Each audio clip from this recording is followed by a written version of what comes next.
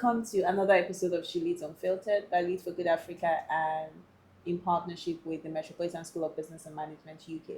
Today we're talking about the Fashionpreneur's Guide to Creativity and Commerce, and I have the honor of sitting with Ethel Eze, who is the name behind the brand known as Sassy, Sassy by Etsy.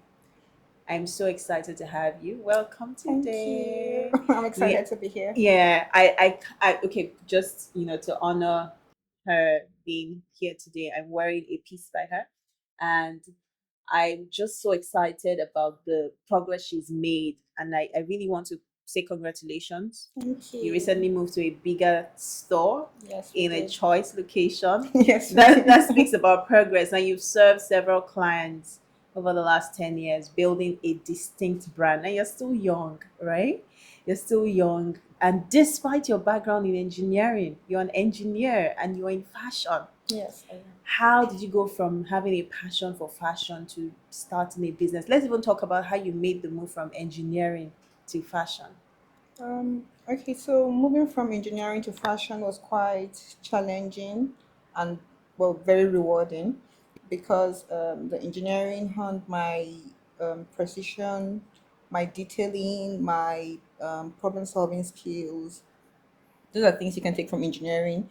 And then when I realized that I've always liked fashion, then I realized that I can do more with it.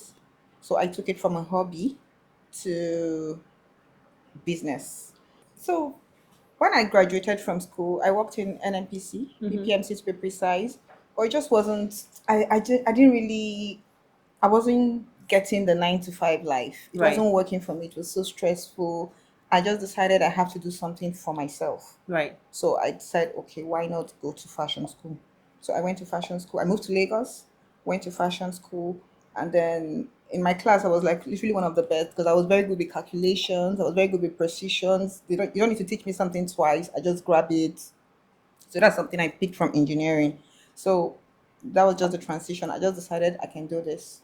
I don't have to go look for a job. Let me just continue with my hobby. Wow. And you created an opportunity for yourself. Yes, I Tell did. me some of the challenges on that journey. I know your designs are distinct, and because Thank you. I come to the store and I've seen. I remember there was a couple of weeks ago I was in a gathering and I saw a jacket and I told someone, I said, that's Sassy. Oh, really? Yes, That's that's nice. Sassy, because what you said about precision, your cuts, your designs, it's clear because of your background in engineering, right? Thank So you. share with us some of the challenges you found in terms of the fashion industry, leading a business, building a business. You've been at this thing for 10 years. It speaks about, your resilience as a young person.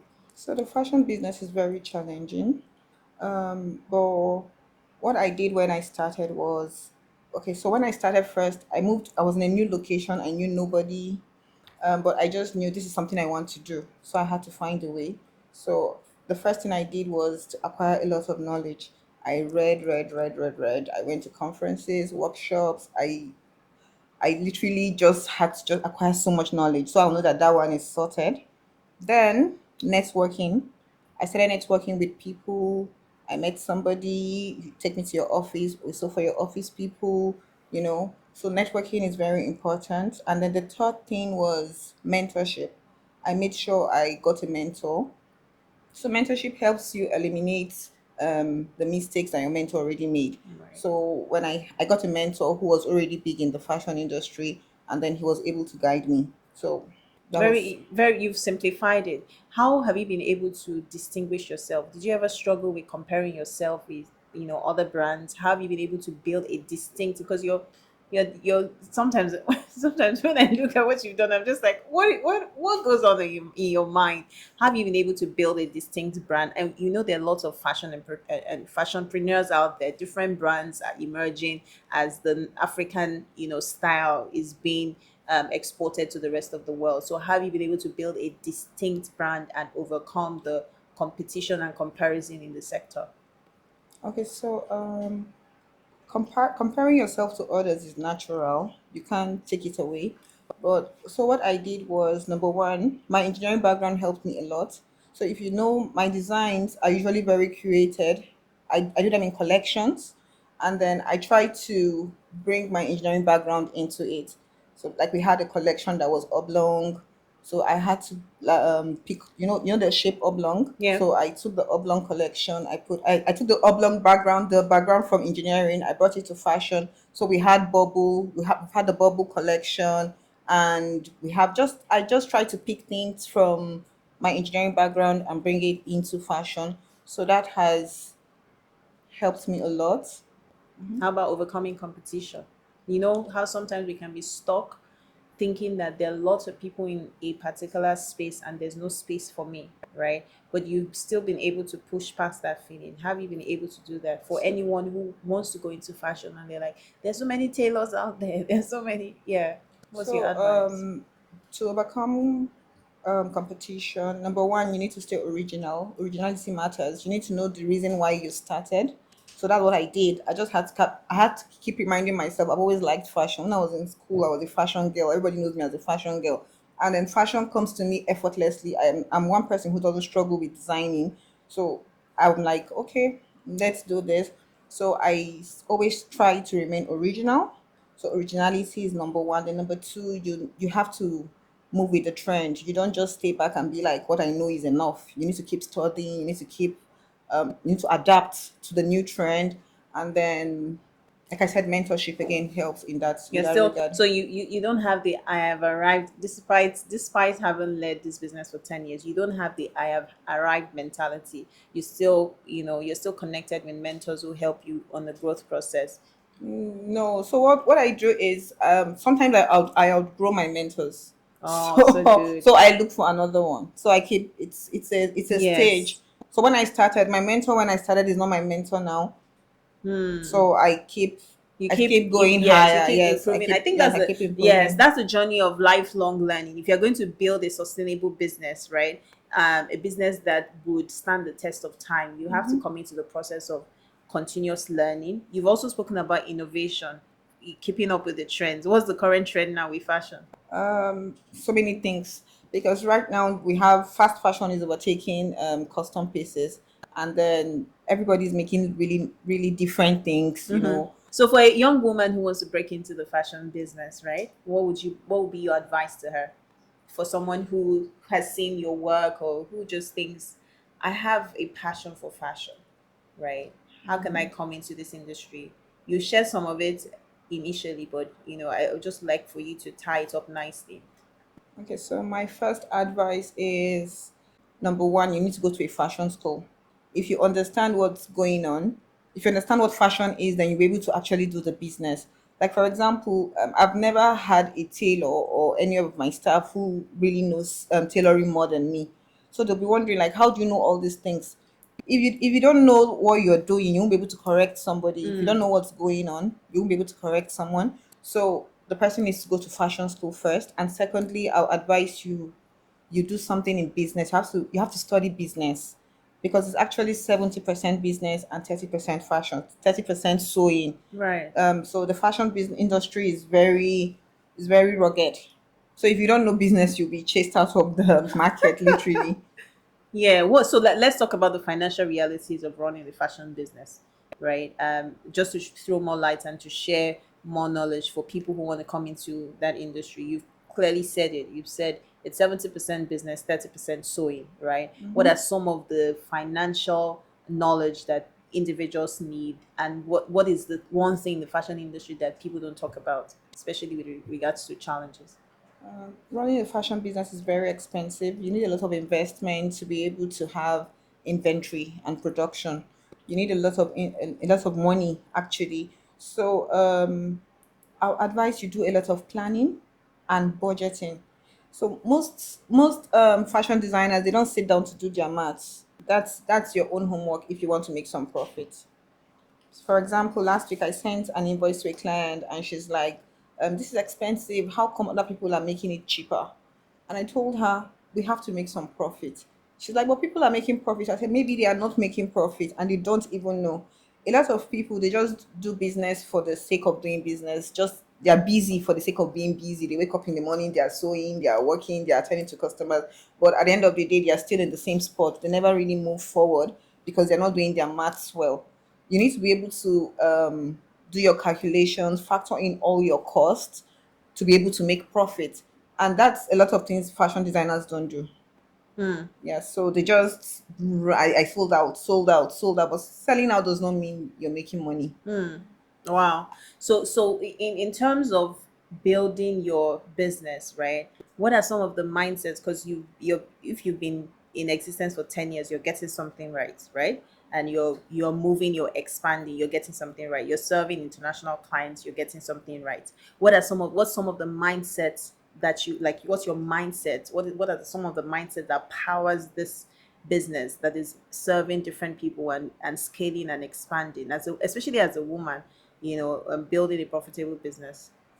So for mindset, I would say, um, firstly, you have to be sure it's something you want to do. So it's not just about it being a passion. Mm-hmm. So it's for you to be. You need to know your why. Why am I in this? So I'm here, and I'm here to stay. Mm-hmm. So you need to be sure. You need to have tenacity and be like, we need to make this thing work anyhow way. Mm-hmm. So I'm not somebody that I usually learn from my failures. If something goes wrong, I don't sit down and complain and cry and be like, oh, why did this happen? I try to learn from it Mm-hmm. and be like, okay, so we can do this better, we can do this better, we can do this. So basically, that's it. Then secondly, we try to take customer feedbacks. Right. So when some that's even basically something that will really keep you in business because you're there to serve the customers.